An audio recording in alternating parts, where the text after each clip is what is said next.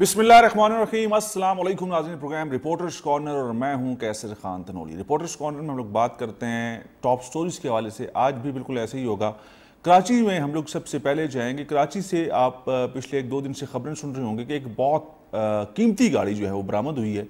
वो कीमती गाड़ी लंदन से चोरी हुई, कराची पहुंची। कराची पहुंचने के बाद वो एक घर में काफ़ी अर्सा खड़ी रही और उसके बाद उस गाड़ी की बरामदगी हुई। और बरामदगी कैसे हुई, ये खबर क्या है, ये मामला क्या है। और लंदन से चोरी होने वाली गाड़ी जो कि कीमती गाड़ी, मैंने पहले कहा कि कीमती गाड़ी है, वो कराची तक उसने सफ़र कैसे तय किया। ये कोई छोटी मोटी बात नहीं है, ये बहुत बड़ा मामला है। और ये इसके पीछे कौन लोग जो हैं वो मौजूद हैं, क्योंकि आम आदमी की कार्रवाई नहीं है। आम आदमी लंदन से गाड़ी इस्लामाबाद या कराची नहीं ला सकता, इसके पीछे बड़े बड़े लोग हैं, बड़े बड़े लोगों का हाथ है।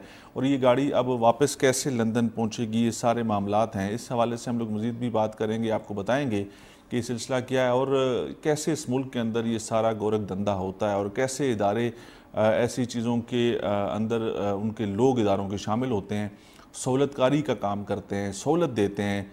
और कैसे एक्साइज़ के जो डिपार्टमेंट है, चाहे वो पूरे पाकिस्तान का उठा के देख लें, सिंध में, पंजाब में, केपी में और फेडरल कैपिटल के अंदर भी ये सारी चीज़ें होती हैं कि गाड़ियों को रजिस्टर्ड किया जाता है, गाड़ियों के जो मामलात हैं वो चलाए जाते हैं। इनके टाउट माफिया जो है वो इसमें बहुत ज़्यादा सरगर्म होता है और कैसे वो करोड़ों रुपए की जो गाड़ियाँ उनके ऊपर टैक्स बचाते हैं, ये सारे मामलात होते हैं। इसके अलावा हम लोग बात करेंगे रावलपिंडी के अंदर जो है वो चोरी, डकैती और जो कत्ल की वारदातें हैं वो बहुत ज़्यादा बढ़ गई हैं। थाना सादकाबाद के हदूद में हमने देखा कि 10 दिनों के अंदर 4 अफराद कत्ल हुए। ये मामलात क्या हैं, ये कैसे चीज़ें ठीक होंगी और इसके ऊपर किसने काम करना है। पुलिस के जो आला अफसरान हैं वो तो ये कहते हैं कि मामलात बहुत दुरुस्त सिमत में जा रहे हैं, चीज़ें आपको बेहतर होती नज़र आएंगी। लेकिन 10 रोज़ के अंदर हमने देखा 4 अफराद कत्ल हो गए सिर्फ थाना सादकाबाद के हदूद में। तो ये मामला भी आपके सामने रखेंगे। इसके अलावा हमने स्कूल और कॉलेजेस के हवाले से बात की थी कि हमने देखा कि एबटाबाद के अंदर पर्चे जो हैं वो आउट होने के हवाले से ख़बरें सामने आई कि लोगों की गिरफ्तारियाँ भी हुई, व्हाट्सएप के ज़रिए पेपर्स जो हैं वो आउट हुए और कुछ जो बच्चे थे उनको बहुत ज़्यादा नंबर्स मिले और उन्होंने पोजीशंस भी हासिल की। और ये भी हमने इसके ऊपर बड़ा डिटेल डिस्कशन की थी, पूरा प्रोग्राम किया था कि इसके अंदर बहुत ज़्यादा लोग जो स्कूल के जो मालकान होते हैं वो शामिल होते हैं। वो बोर्ड के अंदर उनके असर रसूख का इस्तेमाल करके वो अपने स्कूल के बच्चों की पोजीशंस को बेहतर बनाते हैं। और फिर हमने देखा कि कुछ लोगों की गिरफ्तारी भी हुई। और अब एक चीज़ और सामने आई कि खैबर पख्तूनख्वा के अंदर पेशावर में कहा गया है कि तमाम तर जो बोर्ड्स हैं, जिस तरह से एबटाबाद बोर्ड को भी शिफ्ट कर दिया गया, स्वात बोर्ड को भी मुंतकिल कर दिया गया और तमाम तर बोर्ड्स को पेशावर के साथ जो है वो जोड़ दिया गया। ये मामला क्या है और ये मामला कहाँ पे जाएगा, कहाँ तक इसने जाना है और इससे क्या नताइज जो हैं वो अक्स होंगे, ये सारी चीज़ें आज के प्रोग्राम में हम लोग आपके सामने रखेंगे। और अगर आप लोग भी इस प्रोग्राम का हिस्सा बनना चाहते हैं, हमें कॉल कर सकते हैं। हमारा टेलीफोन नंबर भी आपको स्क्रीन के ऊपर नजर आएगा। मैं स्टूडियो में अकेला नहीं हूँ, मेरे साथ मौजूद हैं हरीपुर से हमारे ब्यूरो चीफ हैं मैट साहब, आपको वेलकम करेंगे। और आपके साथ मौजूद हैं आसिम रियाद, आप रावलपिंडी से हमारे कॉरेस्पोंडेंट, आपको भी वेलकम करेंगे। लेकिन नाज़रीन सबसे पहले जाएंगे कराची से हमारे ब्यूरो चीफ नेमतज़ादा हमारे साथ मौजूद हैं। नेमतज़ादा अस्सलाम वालेकुम। अस्सलाम वालेकुम नेमतज़ादा। जी वालेकुम सलाम। नेमतज़ादा, लंदन से चोरी शुदा गाड़ी जो है वो कराची से बरामद हुई। ये बड़ा मामला हमने देखा पिछले 2-3 रोज से न्यूज़ के अंदर सरगर्म है और ये गाड़ी बहुत कीमती गाड़ी है।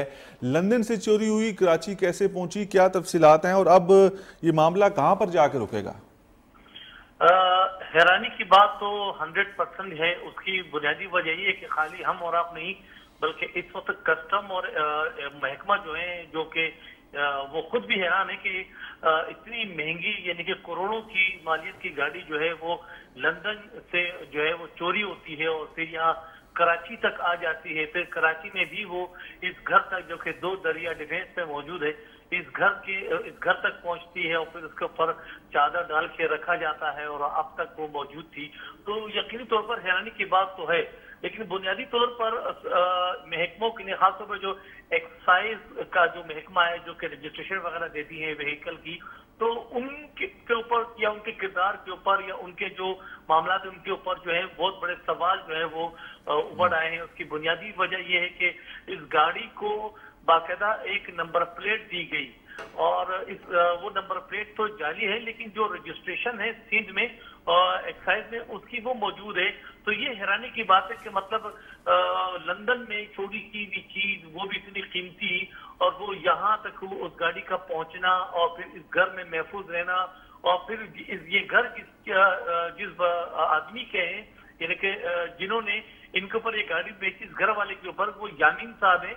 उस यामीन साहब की जब घर की तलाशी लेगी तो वहाँ वेपन्स का निकल आना, तो ये तकरीबन तमाम चीजें अलार्मिंग है। और अगर देखा जाए तो एक एक्साइज के जो महकमा है उसके ऊपर जो है वो मतलब सवालात जो है वो मतलब उंगलियां उठ रही है कि किस तरीके से ये सब कुछ हुआ, किस तरीके से यहाँ तक पहुंचा।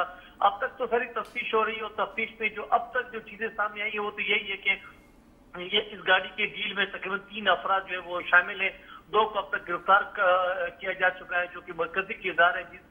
जो गाड़ी लेकर आए या जिसे गाड़ी दी, उस यामीन साहब का अभी तक तो मतलब कोई पता नहीं चला। मतलब उसके घर की मालूमात हो, जो कि उसके लिए जो है वो ऑपरेशन जारी है। मैं भी कि जब तक वो इदारों के हथे नहीं चढ़ता या उसको गिरफ्तार नहीं किया जाता, तब तक जो है वो ये मामला मुअम्मा ही रहेगा और हैरानकुन भी रहेगा। ये मेरे नेमत ज्यादा ये किसी आम आदमी की कार्रवाई नहीं है। ये कोई आम आदमी ऐसी चीज कर नहीं सकता। ये सारा मामला हाई ऑफिशियल के बीच में हुआ है, और इस मामले में ये कहा जा रहा है कि कुछ मशकी यूरोप मुल्क ममालिक के कुछ सफ़ीर हैं, उनके ज़रिए ये गाड़ी पहले लंदन से किसी और मुल्क आई, फिर वहाँ से बहरी जहाज़ के ज़रिए कराची पहुँचाई गई। तो ये जाहिर बात है किसी आम आदमी के ज़रिए तो मामला नहीं हो सकता ना। नहीं, बिल्कुल ऐसे ही है। कैसर देखें, लंदन से लेके यहाँ कराची के घर तक ये पूरी एक चेन मौजूद है। क्योंकि एक बात बड़ी अहम है, और वो ये कि जब भी इतनी महंगी गाड़ी की जब कोई भी फरोख्तगी होती है तो उसके लिए वजारत दाखिला को जो चीजें दरकार होती है, तो वो पाकिस्तान कस्टम्स की एनओसी चाहिए होती है, इसके ड्यूटी जो होती है, वो टैक्स होता है वो चाहिए होता है। इसके तो खाली अगर टैक्स का भी हिसाब किताब किया जाए तो वो भी लाखों से भी ज्यादा है। देखा जाए तो ये हैरानी की बात है कि मतलब इतनी बड़ी चेन है, और जहां तक जराए बता रहे हैं तो ये किसी साबिक सफीर के उसके ऊपर हुआ है, सिफारखाने के हवाले से हुआ है, और उसी हवाले से सारा मामला चले। लेकिन अगर हम देखें चले सिफारती मामला भी हुए तो यकीनी तौर पर क्या हमारे जो इदारे हैं, क्या वहाँ लोग नहीं बैठे हुए? अगर बैठे हुए हैं तो क्या वो लोग भी, उनमें भी कुछ लोग ऐसे हैं कि जो इसमें शामिल हैं? या अगर सिंध एक्साइज जो है इसको रजिस्ट्रेशन देता है, बेशक वो जाली हो, दे तो रहा है, मतलब रजिस्टर तो हो रही है, आपके पास उसका इंदराज तो हो रहा है,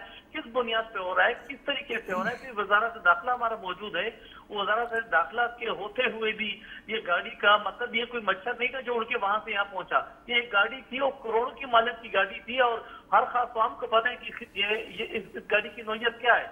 उसके बावजूद इसका यहाँ पहुंचना और इतनी हिफाजत से पहुंचना, और एक घर में इतनी हिफाजत से उसको रखना, यकीनी तौर पर इदारों के लिए जो है वो एक चौकन्ना होने की जरूरत भी है। और साथ में उन लोगों नेमत ज़्यादा इदारे चौकन्ना है। इदारे अगर चौकन्ना ना होते तो ये इतनी आसानी से मामलात ना हो जाते। चौकन्ना होने से मुराद मेरी, आप समझ ही रहे होंगे कि सब इदारों के अंदर मौजूद जो लोग हैं उन्होंने ये सारा काम करवाया है। ये बताएं कि इतलात क्या है, अब तक की इतलात आपके पास क्या है कि गाड़ी कराची के घर में मौजूद है, ये इतला कैसे और किस तरह से पहुंची? देखिए, ये हुआ ऐसे कि हमारे जो यहाँ के जो कस्टम्स थे या जो एक्साइज थे, आप ये कहें कि उनको तो खबर भी नहीं थी। ये जो बरतानवी के जो वहाँ कानून के इदारे हैं, उन्होंने जब इनसे राब्ता किया और उनको बाकायदा बताया कि इस किस्म की गाड़ी है और कराची में मौजूद है, तब ये जो है बस वो कहते हैं ना कि फिर इनकी पुर्तियां जो थी वो लाजमी सी बात है, इन्होंने शुरू किया। फिर तहकीकात शुरू की, तहकीकात में पता चला कि हाँ यहाँ पे मौजूद है। उसके बाद गाड़ी रिकवर की, गाड़ी रिकवर करने के बाद अब वो गाड़ी जो है वो वेयर हाउस में मौजूद है कस्टम के। तो बुनियादी तौर पर इसका मतलब है कि इतनी जल्दी सब कुछ हो जाना भी तशवीश से खाली नहीं है ना। बिल्कुल ठीक है नेमत ज़्यादा, आपका बहुत शुक्रिया। नाज़रीन, ये स्टोरी जो है आपके सामने रखनी इसलिए ज़्यादा ज़रूरी है, इसमें मामला सिर्फ यहाँ तक नहीं है कि लंदन में एक गाड़ी चोरी हुई, महंगी एक कीमती गाड़ी वहाँ से चोरी हुई, वो गाड़ी किसी और मुल्क पहुँची, वहाँ से फिर वो बहरी जहाज़ के ज़रिए कराची पहुँची, कराची वो एक घर के अंदर काफ़ी अर्सा उसके ऊपर कपड़ा डाल के उसको रखा गया, यहाँ तक तो ये बात ठीक है। लेकिन इससे आगे जो बात है वो ज़्यादा परेशान कुन और ज़्यादा बायस तशवीश है, वो ये है कि उस गाड़ी को रजिस्टर्ड कर दिया गया, उस गाड़ी का रजिस्ट्रेशन नंबर, उस गाड़ी की नंबर प्लेट जारी कर दी गई। और ये गाड़ी ज़ाहिर बात है जो बाहर से इंपोर्ट होकर आती है उसके ऊपर आपको ड्यूटी देनी होती है, वो लाखों करोड़ों में ड्यूटी है, ज़ाहिर बात है उसको वजारत दाखिला से और वजारत खारजा से उसकी मंजूरी चाहिए होती है। अब ये सारी चीज़ें स्किप कर दी गई, ये सारा अमल उसमें से फारिग कर दिया गया।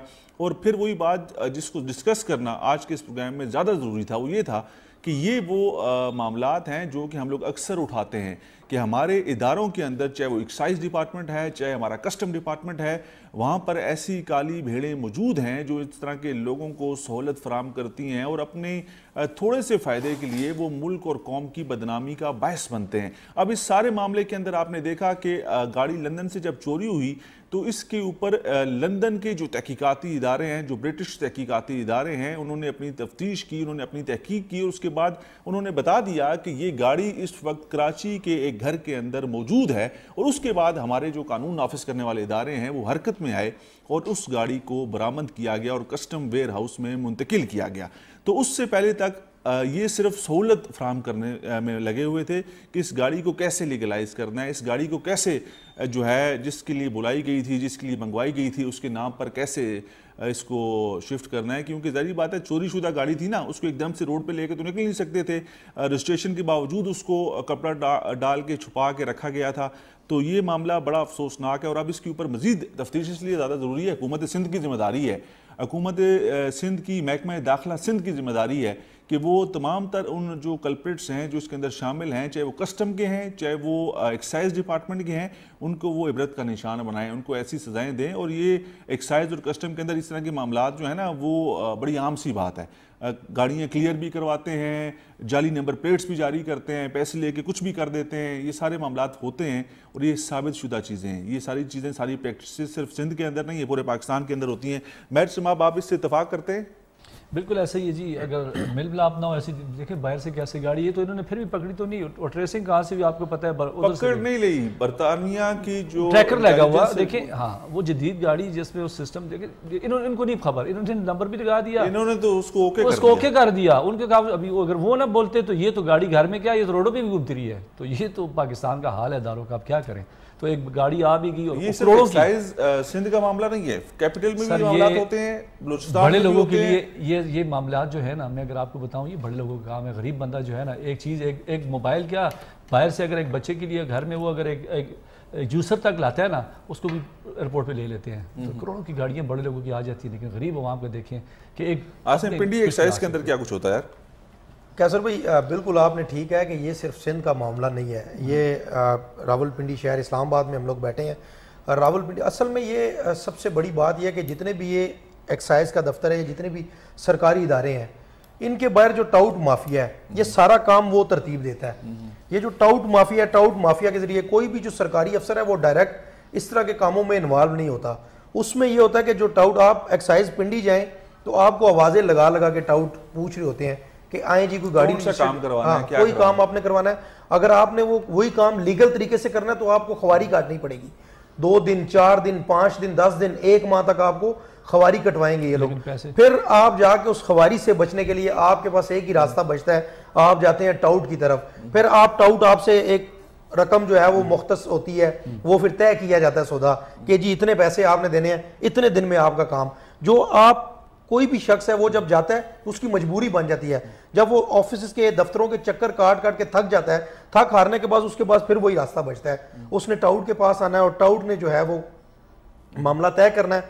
उसके बाद उसका जो काम 10 दिन में होना था वो फिर 1 घंटे में हो जाता है, 1 दिन में हो जाता है। वैसे हैरानकुन बात है मैट साहब और आसिम रियाज कि बरतानिया से गाड़ी चोरी होती है और बरतानिया से गाड़ी चोरी होने के बाद किसी और मुल्क जाती है, वहां से बहरी जहाज के जरिए कराची तक आ जाती है। मतलब कि कराची में बैठे लोग बरतानिया में बैठे वो जो उनके तहकीकाती एजेंसियां हैं, जो उनके इदारे हैं, उनसे ज़्यादा स्ट्रॉन्ग हैं, उनसे ज़्यादा बेहतर परफॉर्म करते हैं, उनको बेहतर तरीकाकार, बेहतर रूट का पता है कि कैसे वहाँ से गाड़ी अगर चोरी होती है या करनी है उसको कैसे पाकिस्तान तक या किसी और मुल्क तक मुंतकिल करना है। बरतानवी जो तहकीकाती इदारे हैं उनके ऊपर भी सवालिया निशान है कि वहाँ से गाड़ी, पाकिस्तान से गाड़ी चोरी हो के हम लोग अक्सर सुनते हैं कि अफगानिस्तान चली गई या ईरान चली गई, चीज़ें होती हैं, लेकिन वहाँ से भी पाकिस्तानी इदारे जो हैं वाज़ औक़ात हम लोग देखते हैं कि गाड़ियाँ बरामद करके वापस ले आते हैं। तो ये मामला बरतानिया का है। बरतानिया के अंदर इतनी बड़ी उनकी इंटेलिजेंस एजेंसीज, इतना बड़ा सेटअप, इतना बड़ा नेटवर्क, इतनी जदीद किस्म का निज़ाम है, मौसलाती निज़ाम भी है, तमाम तर सिस्टम भी है, जदीद टेक्नोलॉजी भी उनके पास मौजूद है। लेकिन इसके बावजूद हमने ये देखा कि एक गाड़ी ब्रिटिश हुकूमत के अंदर, वहाँ पे सारे मामलात के अंदर, उनकी एजेंसियों के मौजूदगी के अंदर, उनकी फ़ोर्स के अंदर सारी चीज़ें हुई, वहाँ से चोरी हुई और चोरी होने के बाद एक और मुल्क गई, वहाँ से वो गाड़ी बहरी जहाज़ के ज़रिए कराची पहुँच गई। कराची तक तो आ गई ना। अब कराची में ज़ाहिर बात है, अब गाड़ी जब रजिस्टर्ड हो गई, जब उसने उसको एक घर में मुंतकिल कर दिया, उसके बाद ये पता चला कि गाड़ी अब कराची में रजिस्टर्ड हो चुकी है।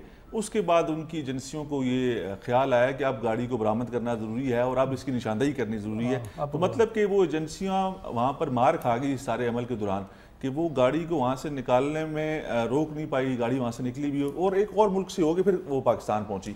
तो किसी जगह पे वहाँ पे भी पकड़ सकते थे, रोक सकते थे, लेकिन हमारा ये जो नेटवर्क था या ये जो लोग इसके डॉक्यूमेंटेशन ऐसी की थी, डॉक्यूमेंटेशन के अलावा भी देखें गाड़ी निकाल के ना, ये बड़ा मुश्किल काम है। पाकिस्तान से मैंने कहा ना कि इस्लामाबाद से गाड़ी हम लोग देखते हैं चोरी हो जाती है, लेकिन रास्ते में कहीं ना कहीं उसको पकड़ लिया जाता है। तो ये बरतानिया से गाड़ी कराची पहुंची, ये उनके ऊपर भी बहुत बड़ा क्वेश्चन मार्क है। बिल्कुल है जी, बहुत बड़ा क्वेश्चन मार्क है कैसर भाई।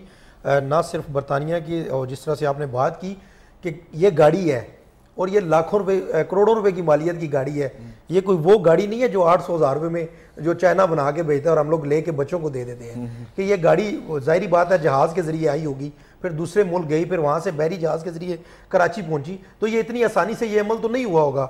इसके लिए क्या क्या पापड़ उन्होंने बेले होंगे इस गाड़ी को यहाँ तक मुंतकिल करने में। लेकिन उसके बाद हमारे पास ऐसा जदीद मौसर सिस्टम यहाँ पर मौजूद है हमारे डिपार्टमेंट्स के पास। आपको पता है कि चाहे वो एक्साइज है, चाहे वो कस्टम है, हमने उसको लीगल कर दिया, हमने उसको नंबर अलॉट कर दिया। ये खतरनाक बात ये है ना कि चले आप उसकी गाड़ी कहाँ से आई, इतनी महंगी गाड़ी आ रही है और आप औकी की रिपोर्ट दे रहे हैं। इधर पाकिस्तान में ये पाकिस्तान में बेंटली कार इस तरह की, मेरी बात सुनो मैडम साहब, यहाँ पर बहुत सारे लोगों के पास हैं, बहुत सारे लोग लेके घूमते हैं, फिजिकली कोई नहीं देखता गाड़ी, बस वो कहते हैं बस गाड़ी बड़ी है, नंबर दे दो, ये नंबर ले जाओ, प्लेट दे के यहाँ के खुद ही फिट कर लो। तो ये तरीका भी गलत है। आप ये नहीं देखते कि गाड़ी की नंबर प्लेट जा रही है और गाड़ी आई। आप अक्सर देखते हैं यहाँ पे कितनी बड़ी बड़ी गाड़ियां लोग लेके घूमते हैं। बिल्कुल। अब उनसे पुलिस वाला या कस्टम वाला बात का सवाल ही नहीं कर सकता, यार उसको पता है कि इस गाड़ी में कोई बड़ा आदमी होगा। गरीब के लिए कानून देखिए, अगर आपने रजिस्ट्रेशन करवानी है अंदर से हरीपुर या एबटाबाद या हज़ारा से आपने कागज़ भिजवाने ना, बंदा खुद आएगा ना सर, एक्साइज के ऑफिस में या कस्टम में आएगा, उसका काम है, वो 10 चक्कर लगाएगा, लेकिन वो जाएगा एजेंट का कौन होते हैं जो बड़े बड़े जो बैठे हुए हैं हमारे एक्साइज वाले। नाज़रीन, हमारे इदारों को सिर्फ तनकीद का निशाना बनाना मकसद नहीं है। हमारा एक्साइज डिपार्टमेंट है, हमारा कस्टम डिपार्टमेंट है, यहाँ पर ऐसे ये फ्लॉज हैं, यहाँ पर ऐसी कमियाँ कोताहियाँ हैं जिसके ऊपर हम लोग देखते हैं कि ऐसी चीज़ें हो जाती हैं। और ऐसी चीज़ें हमें सिर्फ कराची का मामला नहीं, कराची के अंदर तो बहुत बड़ा वो आपको पता है कि ये बहुत बड़ा शहर है, बहुत बड़ा करोड़ों की आबादी है उसकी। ये फेडरल कैपिटल के अंदर भी एक्साइज डिपार्टमेंट ऐसे काम कर जाता है, बलूचिस्तान के अंदर भी हो जाते हैं। हालांकि सारा कहते हैं रिकॉर्ड है, कंप्यूटराइज सिस्टम है, इसके बावजूद ऐसी चीज़ें हो जाती हैं। लेकिन फिर इस टॉपिक को ख़त्म करने से पहले ये बताना बड़ा ज़रूरी है कि बरतानवी हुकूमत के लिए भी बड़ी शर्मिंदगी का बायस है, उनकी एजेंसियों के लिए, उनके इंटेलिजेंस इदारों के लिए, कि गाड़ी वहाँ से अगर चोरी होती है और उसके बाद वो इतनी आसानी के साथ किसी और मुल्क शिफ्ट होती है, फिर वहाँ से वो पाकिस्तान पहुँच जाती है, तो इसका मतलब ये है कि वो जो एजेंसियाँ और वहाँ पर जो काम करने वाले इदारे हैं उससे ज़्यादा ये लोग मजबूत और बेहतर प्लानिंग करने वाले हैं कि उन्होंने इतना अच्छा प्लान किया और गाड़ी को जहाँ तक उन्होंने पहुँचाना था वहाँ तक पहुँचा दी। अब हम लोग बढ़ेंगे नाज़रीन हमारे अगले टॉपिक की तरफ, जो कि है सूबाई हुकूमत के एबटाबाद समेत सूबे के तमाम तालीमी बोर्ड जो हैं उनको पेशावर बोर्ड में ज़म करने का फ़ैसला किया गया है। ये फ़ैसला कितना अच्छा है, ये फ़ैसला कितना बेहतर है और इस फ़ैसले से क्या नताइज हासिल होंगे, ये सारी चीज़ें इसके अंदर हम लोग डिस्कस करेंगे। और ये क्यों ज़रूरी हुआ कि जो तमाम तर बोर्ड्स हैं उनको ये सूबाई हुकूमत को फैसला करना पड़ा कि उसको पेशावर बोर्ड में जम करने का वो फैसला करें। इमरान जमान की रिपोर्ट देखते हैं, फिर बात करते हैं। इमरान जमान की आपने रिपोर्ट देखी, जिस तरह से मैंने पहले कहा कि सूबाई हुकूमत के एबटाबाद समेत सूबे के तमाम तालीमी बोर्ड्स को पेशावर बोर्ड में जम करने का फैसला किया गया। बाज़ हल्के हुकूमती फैसले को खुशाइंद जबकि बाज़ इसे गलत करार दे रहे हैं। गलत कैसे है और खुशाइंद कैसे है, सारी चीज़ें डिस्कस करेंगे। एबटाबाद बोर्ड की पेशावर मुंतकिली के खिलाफ हज़ारा डिवीजन के तलबा जो हैं वो सरापा एहतजाज हैं। और मैर सिमाब, ये मामला भी आपको याद है कि हमने एक प्रोग्राम में उठाया था कि एबटाबाद के जो स्कूल और कॉलेजेस हैं उसके अंदर अपने अपने स्कूल की परफॉर्मेंस को बेहतर बनाने के लिए, अपने बच्चों को बेहतर नंबर दिलवाने के लिए, उनके ग्रेड बेहतर बनवाने के लिए सारी सेटलमेंट की जाती है और सेटिंग होती है। और उसके बाद हमने देखा था कि व्हाट्सएप के ज़रिए पेपर आउट हुए, उसके ऊपर कार्रवाई हुई, कुछ लोगों को गिरफ्तार किया गया, लेकिन वो रिज़ल्ट वापस नहीं किया गया, रिज़ल्ट अनाउंस कर दिया गया था, जिसके ऊपर बहुत से बच्चों को और उनके वालिदैन को तशवीश थी कि पेपर्स दोबारा होने चाहिए, इस रिज़ल्ट को आउट नहीं करना चाहिए था। फिर अभी हमने ये फैसला देखा कि अब बोर्ड को ही पेशावर बोर्ड के साथ जम करने की बात की जा रही है। ये फैसला शायद लोग मानने को तैयार नहीं है। बिल्कुल ऐसे ही है। देखिए सर, ये आपने कहा कि रिज़ल्ट भी मतलब रोका नहीं गया, तो बंदे भी 11 पकड़े गए, ज़मानत भी उनकी होगी, बाहर भी आ गए, इसका मतलब ज़मानत हुई तो मतलब वो चोर नहीं थे। तो अब ज़मानत हुई तो केस तो चलेगा ना, केस चलेगा, लेकिन देखिए इतना केस उसको उस पर मतलब फैसले जिस तरह अभी उन्होंने कहा कि हम इसको बोर्ड खुद देख रहे हैं, इधर दहशतगर्दी के मुकदमों में ज़मानत हो जाती है, लेकिन देखें अभी इतना लंबा टूर, ये बच्चों के मुस्तकबिल का सवाल, ये तालीम का है, इसको स्पेशल अगर मुस्तकबिल के बच्चों की मुस्तकबिल की बात करें तो फैसला ठीक है कि चलो बोर्ड ही खत्म कर दी, पेशावर ले नहीं, इसमें देखें फिर एक बात देखें, बोर्ड फिर किस बोर्ड को खत्म, ये बोर्ड एबटाबाद सारे बोर्ड, उन्होंने कहा कि पेशावर के साथ स्वात बोर्ड को भी लेके जा रहे हैं। देखें अब मैं अगर बात बताऊं, अगर अभी एबटाबाद की मैं सिचुएशन पूरे हज़ारा की बताऊं तो यहाँ पर ताजर बरादरी, बोर्ड के जो मुलाजमीन हैं वो, सिविल सोसाइटी, वकला, ताजर, तलबा खुद सब रोडों पे आज। क्यों? देखें अगर अभी तो इतनी अवेयरनेस नहीं है आवाम को कि अभी होने क्या जा रहा है, किसी को नहीं पता। मुझे जो अगर आपको कैसा बताऊं वो तो मामलात हम डिस्कस करेंगे अभी कि क्या मसाइल थे, कि क्यों होना चाहिए या नहीं होना चाहिए, अच्छा या नहीं अच्छा। देखिए जारी बात है, गरीब आवाम के लिए तो अच्छा है, जो स्टूडेंट पढ़ रहे हैं उनको जाना, एक लाइन में लगना है। अगर एक DMC अगर 200 रुपये की फ़ीस है, उसको 4000-5000 रुपये में एक DMC पड़ेगी, कहाँ बंदा जा सकता? उसके साथ एक छोटा बच्चा स्कूल का नहीं जा सकता, 8वीं का तालिब जाएगा, वो ज़्यादा उसके साथ वालिद जाएंगे, भाई जाएगा, पूरा दिन उधर लगेगा, खर्चा होता है। तो मामलात सारे बोर्ड से होंगे। एक कॉलर लेता हूँ हमारे कॉलर। अस्सलाम वालेकुम। अस्सलाम वालेकुम। वालेकुम अस्सलाम, कैसे हैं भाई आप? खैर, कौन सा बात करें? मैं बात कर रहा हूँ सर, ये आपका प्रोग्राम चल रहा है। जी सर जी, क्या कहना चाहेंगे? मैं गाड़ी के बारे में कहना चाहता हूँ। जी जी। ये जैसे एक जेब कट्टू होता है, जेब कट्टू, जेब जो काटता है, जेब। जी जी जी बोले, जी जी बोले, आपकी आवाज आ रही है। अच्छा, वो कराची से जब वो पता चल जाता है इस बंदे के पास इतने पैसे हैं, वो क्या करता है, अगले दलाल को वो पैसे दे देता है, भाई इसके पास 20 लाख है, 6 लाख मेरे, बाकी आपके आप जाके आगे जेब काट ले। यानी कि वो फिर आगे दूसरे को भेज देता है। यही हिसाब इस गाड़ी का भी यही हिसाब बन के जो कराची पहुंची है, इसी तरह ही आई है।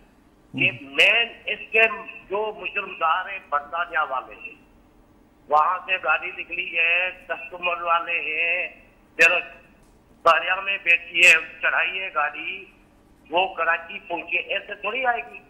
29.5 करोड़ की गाड़ी है, तो इस गाड़ी से 10 करोड़ खर्चा हो गया, बाकी है दला बला हो जाएगा। ये तो हमारे पाकिस्तान में गद्दारी चल रही है। ये ना होता गरीब लोग थोड़ी हो, हम गरीब नहीं है, लेकिन ये लोग गरीब कर लेते हैं। ये खास तौर कस्टमर वाले, अफसाइज वाले, ये इनका ही काम है। ठीक कह रहे हैं सर जी, बहुत शुक्रिया। ज़ाहिर बात है, एक चेन बनती है, एक सिस्टम होता है, तरीक़ाकार के ज़रिए फील्डिंग लगाते हैं, इसको इतने दे दो, इसको इतने दे दो, गाड़ी वहाँ से इधर आएगी, उधर से इधर आएगी, एक से दूसरे के बाद, दूसरे से तीसरे के बाद, और फिर अपनी जगह पर पहुँच जाती है। मैट सिमाब, अब इस बोर्ड का मामला किधर जाएगा? अब आप एबटाबाद के लोग इसके ऊपर क्या कहते हैं, एबटाबाद के लोगों की और ख़ासतौर पे बच्चों के वालिदैन क्या कहते हैं कि उनको किस किस्म की मुश्किलात का सामना करना पड़ेगा? देखिए, जिस तरह भी मैंने आपको थोड़ा सा बताया कि उसको जारी बात है, यहाँ पर उनको डॉक्यूमेंटेशन उनकी जितनी भी होगी वो वहाँ से मिलेगी, लेकिन देखिए दूसरी तरफ में अगर बात करूँ बढ़ जाएगी, लेकिन अब ये सियासी इशू बन गया, मैं सियासी स्टंट कह सकता हूँ इसको, कि देखिए इसको कैश कर रहे हैं। कौन कैश कर रहा है? अब जारी बात है कि अभी देखें, मैं जो सुनने में, मैं जब गया, एहतजाज हो रहे हैं जी, दूसरी तरफ मौक़िफ़ ले रहे हैं, अभी बयानात आ रहे हैं PTI के जो हमारे रहनुमाएं सारे, वो कह रहे हैं भी बोर्ड कहीं नहीं जा रहा। बोर्ड तो चला गया, कहीं नहीं जा रहा, बोर्ड तो मुंतकिल हो गया है। बोर्ड के मुंतकिली के जो एबटाबाद बोर्ड का बोर्ड बिल्डिंग के ऊपर लगा था वो हटा दिया गया, ताला लग गया। कॉल रहे हैं। अस्सलाम वालेकुम। अस्सलाम वालेकुम सर। जी वालेकुम अस्सलाम। सर, हरीपुर से मुअज़्ज़म बात कर रहा हूँ। जी मुअज़्ज़म, क्या कहेंगे? सर मैं ये बात ये कहना चाहूंगा, मुझे तो मैं अगर आप थोड़ा सा 1 मिनट का अगर मुझे टाइम दे तो मैं बोले सर, बोलें जल्दी से बात करना चाहूंगा। मैं आपको पहले मेरा सलाम, पहले अस्सलाम वालेकुम भाई सर, बोले बात करें जल्दी से सर। अच्छा, बात ये है सर कि मैं बिल्कुल ये हरिपुर के साथ एक पसमानदा सा हमारा थोड़ा सा साइड पे हट के गाँव है, इसके बोर्ड के हवाले से बात जो मुंतकिली से बात चल रही है आजकल, मैं उस सिलसिले में बात करना चाहूंगा।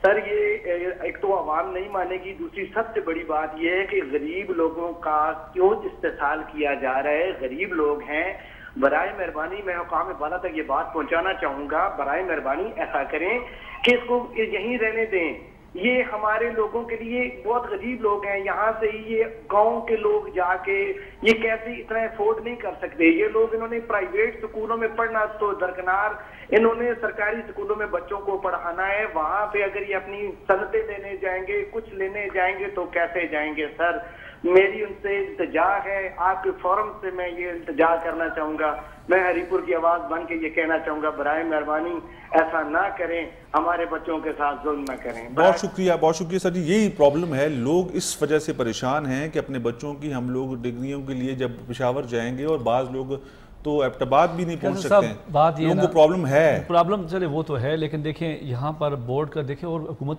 के पास और ऑप्शन भी हैं। आप ऐसा बनाएं कि ये चीज़ खत्म हो, वो खुद रोक नहीं सकती, तो ये तो नहीं कि बोर्ड मुंतकिली इसका नहीं हल ना। अब बोर्ड देखें, हम यही देखें अवाम क्या चाहती है, हम जो यहाँ के मुलाजमीन भी हैं, चले एक आप अख्तियारात ले लें उनसे, लेकिन सिस्टम जो है कम अज़ कम जो अवामी जो मसाइल हैं, जो मसाइल बनेंगे, उसके लिए ऐसे इकदाम उठाएं कि वो यही रहे। देखिए फेडरल बोर्ड भी एक है, कैसे साहब मैं बात करता हूँ, फेडरल बोर्ड कितने एरिया है फेडरल बोर्ड के साथ हज़ारा डिवीजन के। मुझे ये बताएं कि गवर्नर एबटाबाद से, गवर्नर खैबर पख्तूनख्वा, स्पीकर मुश्ताक अहमद गनी साहब जो गवर्नर का जिनके पास इजाफी चार्ज भी है, वो उनका ताल्लुक एबटाबाद से है, बड़े स्कूल के मालिक भी हैं वो। इसके अलावा बड़े बड़े जो लीडरान हैं इस वक्त सूबाई हुकूमत के अंदर जो शामिल हैं, वज़रा भी हैं, उनका ताल्लुक एबटाबाद से, हरिपुर से है।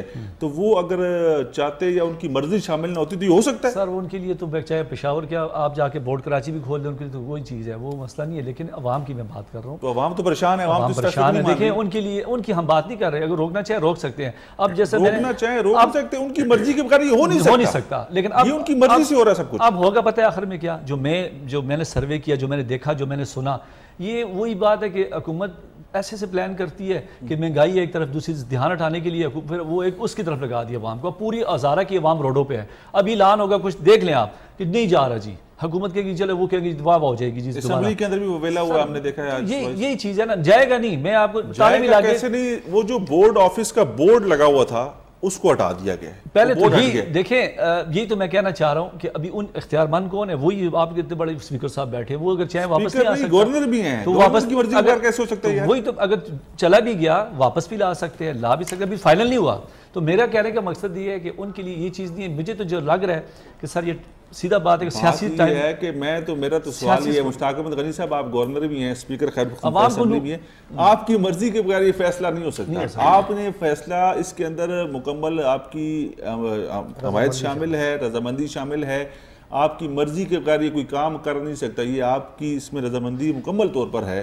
और आपने जारी बात है किसी के आगे आपने यकीन दहानी कराई है किसी को कि कोई मसला नहीं होगा, मामले को हम लोग देख लेंगे। और अगर ये आपसे पूछे बगैर, जो कि नामुमकिन सी बात है, अगर आपसे पूछे बगैर कोई ऐसा फैसला किसी और ने कर दिया है तो फिर आप लोगों के लिए बहुत ही शर्मिंदगी वाली बात है, फिर बहुत बायस शर्म है ये मामला सारा कि आप लोग इतने बड़े बड़े ओहदों पर विराजमान हैं, इतने बड़ी बड़ी जिम्मेदारियां आपके पास मौजूद हैं, सूबाई लेवल के ऊपर सारी चीज़ों को देखते हैं और अपने ज़िले का दिफा नहीं कर सकते, अपने डिवीजन का दिफा नहीं कर सकते, तो बड़ी शर्मिंदगी वाली बात है। क्या सब इधर देखें, अभी 18वीं तरमीम के बाद जो मरकज़ से इख्तियारात है सूबाई को गए, अब सूबाई हुकूमत में सब कुछ जा रहा है भाई, डिवीज़न को भी इख्तियार दे। अब सूबाई हुकूमत को भी चाहिए कि आप आगे उधर अगर बोर्ड बन गए हज़ारा डिवीज़न में तो उनको भी इख्तियार दें, उनको भी एक अलहदा से कुछ सिस्टम बनाएं, ताकि ये नहीं कि भाई आपके करप्शन, देखिए आप उस निज़ाम को चेंज कर तब्दीली लाए। भाई आज का नहीं है एबटाबाद, बिल्कुल तो यही तो कह रहा हूं मैं ना, जाने की क्या तुक बनती है। अब ये आपने सिस्टम को ठीक करने के बजाय आपने सिस्टम उखाड़ के फेंक दिया। कैसर भाई यहाँ पे मैं बात करना चाहूंगा इसी बोर्ड के हवाले से कि क्या गारंटी है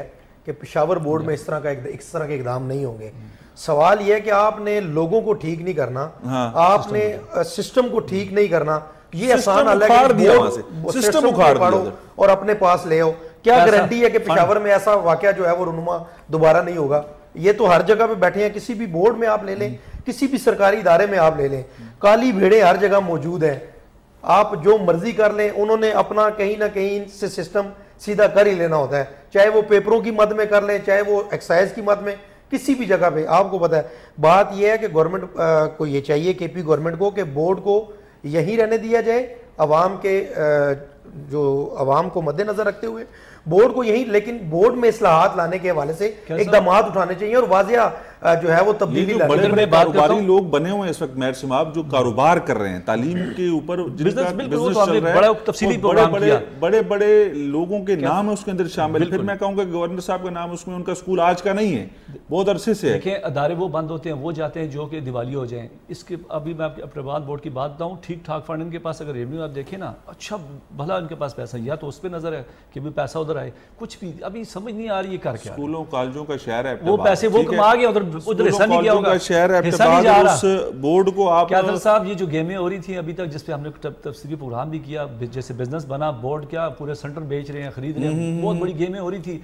अब उधर वो तो बार बार लगे थे, 8 बोर्ड है, हर जगह भी हो रहा था, लेकिन अब ये पेशावर वाले समझ नहीं आ रही, वो कहते हैं भाई ये सारा पैसा इधर से डीलिंग हो। मैं तो यही समझ, मतलब डीलिंग करने का जगह शिफ्ट कर दिया। बस ये साहब आपने बहुत अच्छी तशरीह की है। वैसे ये मैं कह रहा हूं कि पैसा क्यों, उनके पास फंड भी है। मैंने ये नहीं पता, मैं ये कहता हूं कि ये जो इक़्तिदार है और ये जो मामलात हैं और ये जो इस वक्त हुकूमती ओहदेदार हैं और जिनका ताल्लुक हज़ारा डिवीज़न से, डिस्ट्रिक्ट एबटाबाद से, मैं उनको मुखातिब करके बात कर रहा हूँ कि ये मामलात आपके पास इतने अरसे के लिए नहीं है, आपको फिर दोबारा मौका मिलता है या नहीं मिलता, ये बहुत बड़ा जुल्म होने जा रहा है, ये बहुत बड़ी ज़्यादती होने जा रही है एबटाबाद के लोगों के साथ। कि बोर्ड जो है वो आप उठाएं, बजाय उसके अंदर इस्लाहात लेके आएँ, बजाय इसके अपने सिस्टम को ठीक करें, अपने नंबरों की खातिर, अपने ग्रेड्स को बढ़ाने की खातिर, अपने स्कूल की पोजीशंस को बेहतर बनाने के लिए आप उधर उसको ठीक करें।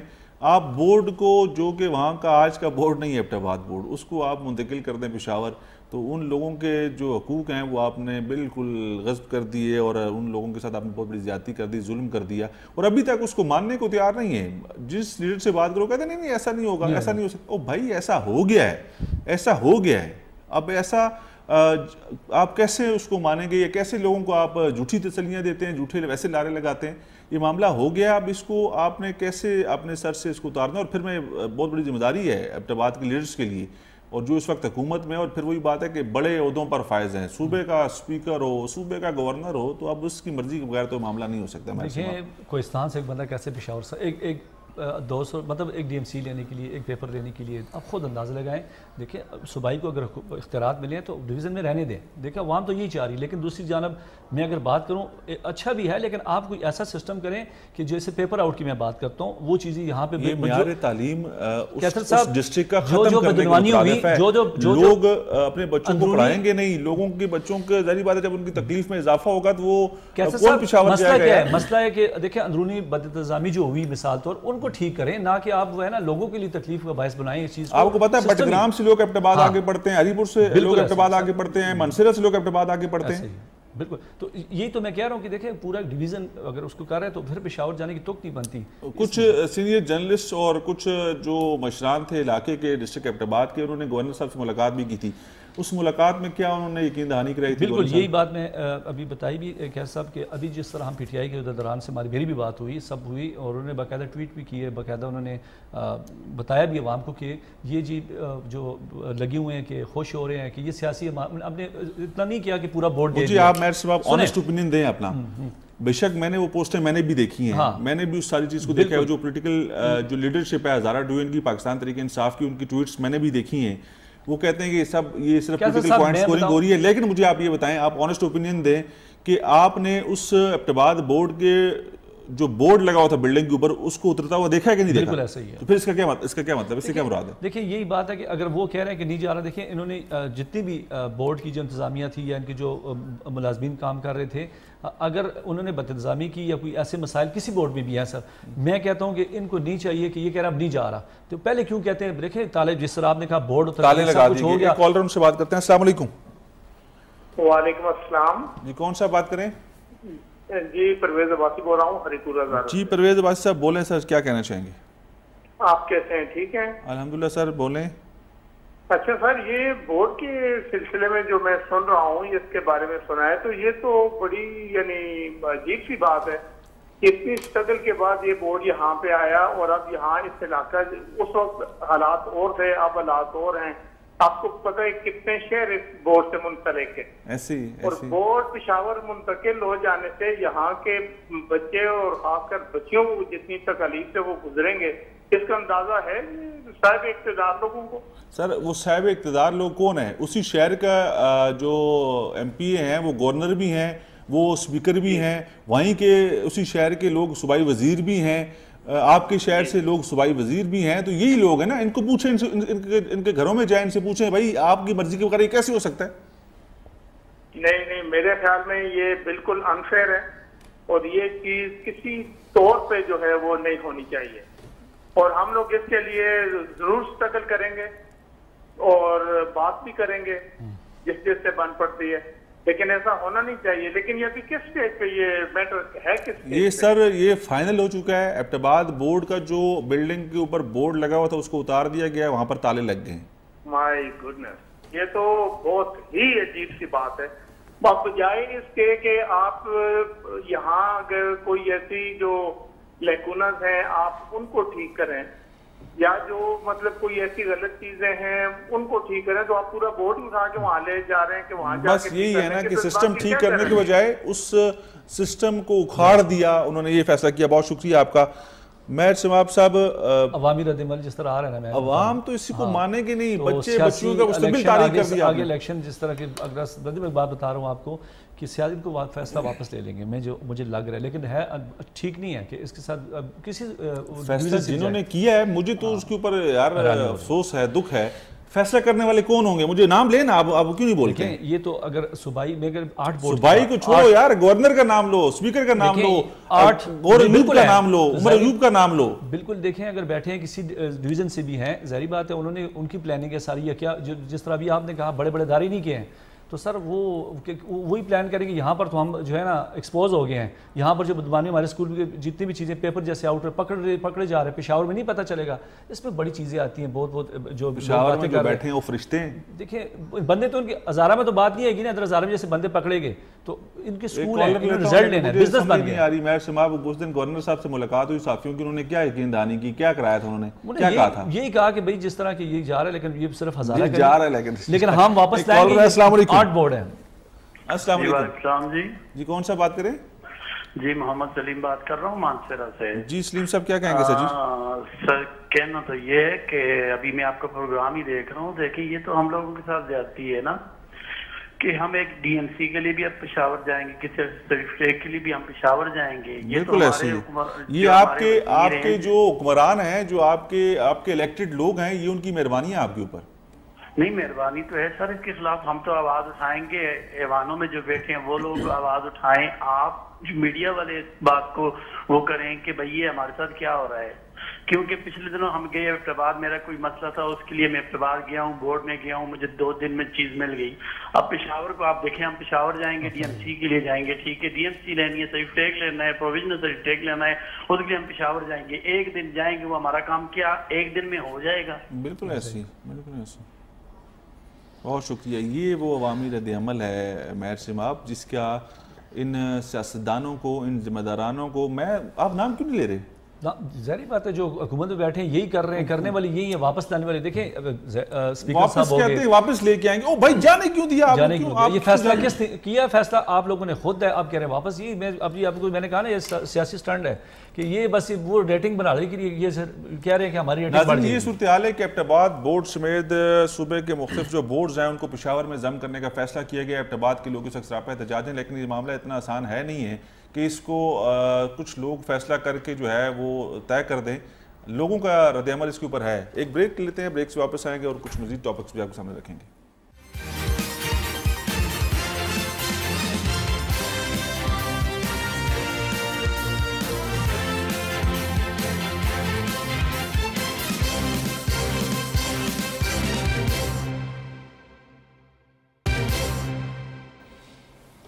जी नाज़रीन, ब्रेक के बाद एक दफ़ा फिर आपको कहेंगे खुश आमदीद प्रोग्राम रिपोर्टर्स कॉर्नर। हमने 2 स्टोरीज आपके सामने रखी, तीसरी स्टोरी की तरफ बढ़ेंगे। टॉप स्टोरी है और रावलपिंडी के अंदर जो है वो जराइम जो है उसमें दिन ब दिन देखने में आ रहा है इजाफा। 10 दिनों में 4 अफराद कत्ल हुए सिर्फ थाना सादकाबाद की हदूद में। आसिम रियाज की रिपोर्ट है, उसके बाद इसके ऊपर मजीद बात करते हैं।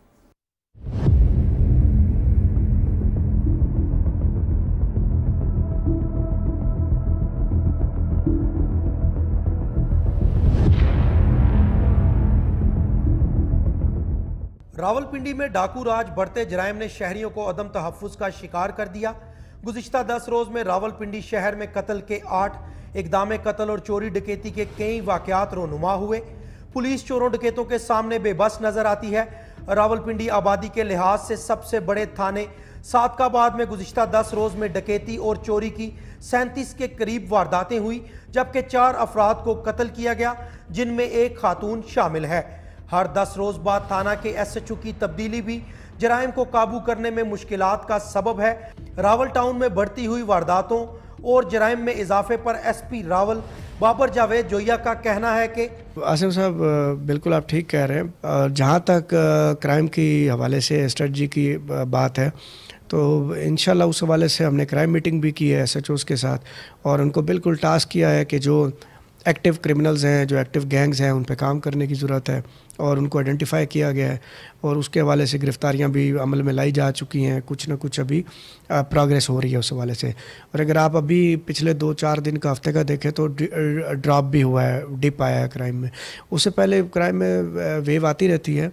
जहाँ तक वो मर्डर्स का है जिक्र, तो मर्डर जो है वो बेसिकली एनिमिटी बेस्ड है, तो वो एक इंशाल्लाह उस पर काम हो रहा है। वो नॉमिनेटेड भी हैं कुछ में, और कुछ में क्लूज़ भी हैं, तो इंशाल्लाह वो मुल्ज़मान गिरफ़्तार मेरे ख्याल में 2 केसेस में हो भी चुके हैं, एक केस में, और बाकी जो है वो जैसे ही उनकी फैमिलीज़ उनको नॉमिनेट कर देंगी तो वो उनको गिरफ़्तार कर लिया जाएगा। तो क्राइम के हवाले से हमने मल्टीपल अप्रोच अपनाई है। पेट्रोलिंग को इफ़ेक्टिव किया गया, डॉल्फिन को रीऑर्गेनाइज़ किया है, एंड जो मैक्सिमम SHOs को हिदायत दी है कि बाइक्स जो हैं, पेट्रोलिंग बाइक्स, मुहाफ़िज़ जो हैं, वो एरिया में आउट किए जाए, और जो के टेक्निकल हमारे जो रूट्स होते हैं, या जो वो वाले एरियाज़ या पॉइंट्स जहाँ से कि क्रिमिनल्स की आमदोरफ्त हो सकती है, या जिस एरिया में वो हिट कर सकते हैं, तो उनको कवर करने की वहाँ पिकटिंग की गई है, और इंश्योर किया जा रहा है कि वो पिकटिंग 24 आवर हो जाए, मैक्सिमम उसको इफ़ेक्टिवली किया जा सके। कैमरों का जैसे अभी स्टेडियम पे जहाँ पे फॉर एग्ज़ाम्पल कार चोरी की या बाइक थेफ्ट की अगर कोई कंप्लेंट है कहीं पे, तो वहाँ पे कैमरों को भी मैंने SHOs को हिदायत दी है कि वहाँ कैमरा इंश्योर किए जाए। देखिए ज़ाहिर है शफ़क़त को अभी लगाया है तो he is a good SHO, और शफ़क़त सीनियर SHO है, उसने इससे पहले नसीराबाद लगा रहा है, उससे पहले मेरे ही अंडर कमांड वारिस खान में रहा है, and is a good officer overall, senior है, ठीक है। अब आई कैन नॉट से कि आई एम श्योर कि ही विल वर्क गुड, और वो अपने इंशाल्लाह इलाके में जो है ग्रिप इस्टेब्लिश कर लेगा। बड़ा मैच्योर अफसर है। गुज़िश्ता कई दिनों से शहर में बढ़ती वारदातें रावलपिंडी पुलिस के लिए बहुत बड़ा चैलेंज बन चुकी हैं। बेहतरीन कमांड होने के बावजूद जराइम को कंट्रोल ना करना पुलिस के लिए सवालिया निशान है। आसिम रियाज, K2 TV, रावलपिंडी। जी नाज़रीन, आसिम रियाज की आपने रिपोर्ट देखी। आसिम रियाज आप स्टूडियो में मौजूद हैं। बेहतरीन कमांड होने के बावजूद जराइम में कंट्रोल ना करना, ये कैसे मुमकिन है? फिर तो कमांड बेहतरीन नहीं है। कैसर भाई, आपको पता है कि आपने खुद भी CPO रावलपिंडी के साथ एक बैठक की है, और 1 घंटे का हमने उनके साथ प्रोग्राम किया है। बात की जाए सिर्फ सादकाबाद के इलाके की, अगर 10 दिनों में 4 अफराद कत्ल हुए। 10 दिनों में न सिर्फ 4 अफराद कत्ल हुए हैं, बल्कि इस इलाके में गुज़िश्ता 10 दिनों के अंदर 37 वारदातें हैं। और ये कोई ऐसा नहीं है कि एक वारदात हुई तो आधे घंटे के बाद दूसरी हुई, या घंटे के बाद तीसरी हुई। एक ग्रोह आता है, वो 17-18 दुकानदारों को, ताजरों को एक ही वक्त में लूटता है, और बड़ी आसानी से जो है वो निकल जाता है। CCTV फुटेज होने के बावजूद मुल्ज़मान को जो है वो गिरफ्तार ना करना, और इसमें सबसे बड़ा फेलियर ये है, मैं समझता हूँ कि सादकाबाद में किसी भी SHO को टिकने नहीं दिया जा रहा। मुहर्रम में जो है वो राजा गुलताज साहब थे SHO सादकाबाद। मुहर्रम गुजरा, बेहतरीन परफॉर्मेंस उनकी रही, बेहतरीन कारकर्दगी उनकी रही। उनको मुहर्रम के फौरी बाद हटा दिया गया। ताहिर अहमद रेहान को SHO सादकाबाद तैनात किया गया। इसमें कोई शक नहीं है कि बेहतरीन काम करने वाले, जैसे ही ताहिर रेहान आकर तैनात हुए, वारदातों में इजाफा हुआ, लेकिन वो कुछ लोगों के पास पहुंच गए। लेकिन बदकिस्मती से एक स्नूकर क्लब में उन्होंने जो है वो उसको बंद करवाने गए तो एक शख्स को उन्होंने पीट दिया, जिसकी वीडियो वायरल हुई, जिस पर उनको भी तब्दील कर दिया गया। अब जो है वो सब इंस्पेक्टर शफकत को तैनात किया गया, लेकिन परसों शफकत को तैनात किया गया, कल जो है वो डकैतों की जानिब से पहली सलामी उनको दे के 4 से 5 दुकानें सुबह 5 से 6 बजे के दरमियान जो है वो लूट ली गई। अब उसके अलावा जो मर्डर हुए थाना सादकाबाद के इलाके में, आपको पता है कि शेख रशीद साहब साबिक वजीर दाखिला हैं और फयाज हसन चौहान साहब MPA हैं, मिनिस्टर भी हैं पंजाब के। उनके करीबी साथी रहनुमा पाकिस्तान तहरीक इंसाफ माजिद सती, मैं नाम लूंगा उनको, जो है वो सरेआम 6 रोड में जो है वो कत्ल कर दिया गया। लेकिन उसमें खुशकिस्मती ये है रावलपिंडी पुलिस की कि SP रावल साहब और ASP new town Waqas Khan साहब की ज़ेर निगरानी सादकाबाद पुलिस जो है वो मुल्जमान के करीब पहुंच चुकी है। एक गिरफ्तारी भी उन्होंने कर लिया और वो इस कत्ल के बिल्कुल करीब हैं। और इस कत्ल के पीछे जो नाम आ रहे हैं वो बहुत बड़े बड़े नाम आ रहे हैं और उम्मीद है कि पुलिस उन लोगों को हाथ भी डालेगी और उन लोगों को कैफरे किरदार तक भी पहुंचाएगी, क्योंकि तफ्तीश जो है। और 2 जो कत्ल, एक बहन भाई को कत्ल कर दिया गया ट्राली अड्डे में, उनका ऑलरेडी एक केस था, वो थाना खन्ना की हदूद में उस खातून का जो है वो बेटा कत्ल किया गया। वो मुद्दइया थी उस मुकदमे की, वो जब थाने में गए, इससे पहले उनके बेटे को भी कत्ल उनके बेटे को कत्ल किया गया, जिसका मुकदमा जो है वो खन्ना थाना में इंदराज था। जब वो वहां पर मुल्जमान को नॉमिनेट करने के लिए गए तो उनको ये कहा गया कि आप जाएं, जाकर स्टाम्प करवा लें जिसको आपने नॉमिनेट करना है। तो वो दोनों बहन भाई जब स्टाम्प करने के लिए गए तो सादकाबाद की दूध में ट्राली अड्डे में जो है वो उनको ताकुब करके उनको मार दिया गया। अभी डिस्ट्रिक्ट रावलपिंडी के अंदर ये जो पुलिस के आला अफसरान हैं, इनमें से कुछ ऐसे अफसरान हमने देखे हैं या जिनका हम लोग ट्रैक रिकॉर्ड जानते हैं, इनके बारे में ये ऐसी बातें सुनी भी हैं और उनकी कारकर्दगी हमने ऐसी देखी भी है कि जहाँ पे जाते हैं वहाँ से चोर डाकू जो डकैत होते हैं वो गायब हो जाते हैं। वो मतलब कि इनकी इतनी दहशत, इनकी थरथली है कि ये अपने एरिया के अंदर इस तरह के लोगों को पनपने नहीं देते, काम नहीं करने देते। बिल्कुल कैसर भाई ऐसा ही है, मैंने नाम लिया राजा गुल। उनकी मौजूदगी में हमें इस तरह की कुछ चीजें नजर नहीं आई, उस तरह के असर उनका नजर नहीं आया। देखिए बात यह है कि बात फिर वही है कि कोई भी SHO आके जब इलाके के अंदर तैनात होता है, अभी आपको पता है कि शफकत को तैनात किया गया, हबीबुर रहमान को तैनात किया गया न्यू टाउन में। लेकिन न्यू टाउन में अभी आप देखें कि रावलपिंडी क्रिकेट स्टेडियम में जो है वो मैचेस हो रहे हैं नेशनल T20 के, तो पुलिस ने उस सिक्योरिटी को भी देखना है, तो पुलिस ने शहरियों के जानो माल के तहफ़्फ़ुज़ को भी देखना है। तो आपको पता है कि रावलपिंडी शहर का जो शहर है उसकी आबादी देखें और पुलिस का जो नफरी है वो भी बड़ी कम है। तो पुलिस का जो SHO है उसने, जाहिर बात है, पहले मुहर्रम गुजरा, मुहर्रम के बाद आपको पता है फिर रैली गुजरी, रैली के बाद आप देखें तो हरगिज़ ऐसा नहीं हो सकता ना कि आप अवाम को चोरों डकैतों के रहमो करम पर छोड़ बिल्कुल ऐसा नहीं है। बिल्कुल मैंने आपको बताया कि आपने खुद भी जिक्र किया कि बेहतरीन कमांड होने के बावजूद ये ऐसे अफसरान हमारी नज़र में हैं डिस्ट्रिक्ट रावलपिंडी के अंदर जिनका एक कहते हैं ना तूती बोलता है, या जिनके मौजूदगी से चोर डाकू जो डकैत होते हैं वो उस एरिया में आते भी नहीं, उनको पता होता है कि यार ये इधर छोड़ेगा नहीं, मारेगा या गिरफ्तार कर लेगा। तो ऐसे लोग मौजूद हैं डिस्ट्रिक्ट रावलपिंडी? बिल्कुल मौजूद है। मैं अभी, आपने खुद भी सुना कि SP साहब ने से जब मैंने ये सवाल किया कि जी आपने अभी शफकत को तैनात किया था ना सादकाबाद में, तो उन्होंने ये कहा कि जी शफकत एक अच्छा अफसर है, ठीक है, वो जराइम पर काबू पाने की पूरी कोशिश करेगा और काबू कर लेगा। लेकिन सादकाबाद का इलाका कैसर भाई ऐसा है कि इस इलाके में जो है एक तो पुलिस की नफरी थोड़ी कम है, दूसरा ये इलाका बहुत बड़ी आबादी के ऊपर मुश्तमिल है। यहाँ पर हजारों में नहीं है आबादी, यहाँ पर लाखों में तादाद में है, ठीक है। और साहब क्या कर रहे हैं जी? CPO साहब क्या कर रहे हैं? CPO साहब सर एक्शन लेते हुए नजर आ रहे हैं, फील्ड में नजर आ रहे हैं, क्राइम मीटिंग्स करते हुए नजर आ रहे हैं और SHO की तब्दीलियां करते हुए नजर आ रहे हैं। अगर मैं ये कहूँ तो ये बात गलत नहीं होगी, क्योंकि कोई भी आप देखें कि SHO न्यू टाउन को जो है वो अभी लगाया गया है, चौधरी लियास को हटाकर हबीबुर रहमान ने, उन्होंने भी जो है वो रात को उनके भी इलाके में 8 से 9 गाड़ियां जो हैं वो चोरी हुई। लेकिन खुशकिस्मती ये है कि 2 गाड़ियां उन्होंने कल रिकवर भी कर ली हैं। पुलिस जो है वो काम करना चाहती है, काम के पीछे भी है, लेकिन बात फिर वही है कि सिक्योरिटी इशू, कोई भी आपको पता है कि पिंडी में कोई भी बड़ा इवेंट होता है तो उसके लिए पुलिस को जो है वो मुतहर्रिक होना पड़ता है और पुलिस को जो है वो वहाँ पर सिक्योरिटी पर तैनात होना पड़ता है। इसकी वजह से, और बाबर जावेद जोया साहब से हमारी बात हुई, हमने इनको भी देखा कि खुद भी वो फील्ड में रहते हैं। ASP वकास खान अभी न्यू टाउन में तैनात किए गए नए हैं, इससे पहले ASP माहम थी वहाँ पे, तो ये लोग काम करते हुए हमें नजर आ रहे हैं। लेकिन फिर बात वही है कि कहीं ना कहीं पर फेलियर है। फेलियर ये है कि जी शहरियों को चोरों डाकुओं के रहमो करम पर जो है वो छोड़ दिया जाता है। बिल्कुल बात है, जिस अब मैंने SP साहब की बात सुनी, देखिए कैसे साहब मैं बताऊं, किसी थाने में अगर एक कांस्टेबल भी मिला हुआ है ना चोरों से, तो ये SHO लेवल की नहीं कि आपने अच्छा SHO लगा दिया, उसको फिर चाहिए कि वो अपनी जो नीचे स्टाफ है उसको भी देखें। यहाँ पर हमने कितनी वारदातें देखी कि एक कांस्टेबल भी मुलवस हुए। तो यहाँ पर पुलिस में ऐसी काली भेड़ें जब तक ख़त्म नहीं होगी, निज़ाम ठीक नहीं होगा, इनको स्ट्रिक्टली अपनी टीम्स हैं ऐसे। देखें एक करप्ट बंदे को पकड़ते हैं, उस पर कुछ ऐसा जो है बदनवानी का कोई भी केस या वो पैसे लेता हुआ पकड़ा गया, या जिस तरह वारदातों में मुलवस होते हैं पुलिस वाले जो मुलाजम है, तो उसको ट्रांसफर कर दिया जाता है। तो क्या वो वहाँ पर जाके नहीं करेगा? पता है कि एक थाने का SHO चाहे ना तो उसके इलाके में सर चाहे कोई चिड़ी पर नहीं मार सकती, लेकिन देखें उसका अभी इतना भी कोई 100% मैं ये नहीं कहता कि भाई मोमिन नहीं बैठा हुआ, तो इधर बहुत से है, फर्क बहुत है सर, काम करने वाले लोग है मौजूद। लेकिन देखें वारदातें जिस तरह भी आपने कहा, यकीन करें कि जिस तरह आपने कहा उसका ऑफिसर जो है ना कोई अच्छा हो तो उसकी हिम्मत नहीं है कि कोई चोर आए। फेलियर जितना भी है इस पुलिस के अंदर या बाहर नहीं है सर। जब तक ये अपने आप को पुलिस ठीक नहीं करेगी, अपनी काली भेड़ों को नहीं निकालेंगे, ये वारदातें खत्म नहीं होने वाली। बिल बिलाप से होता है सारा, मैं ये कह रहा हूँ। बहुत शुक्रिया महज शमाब, आप स्टूडियो में, आपका बहुत शुक्रिया। आज हमने 3 टॉपिक्स को डिस्कस किया। आसिम साहब आपका बहुत शुक्रिया, आप स्टूडियो में।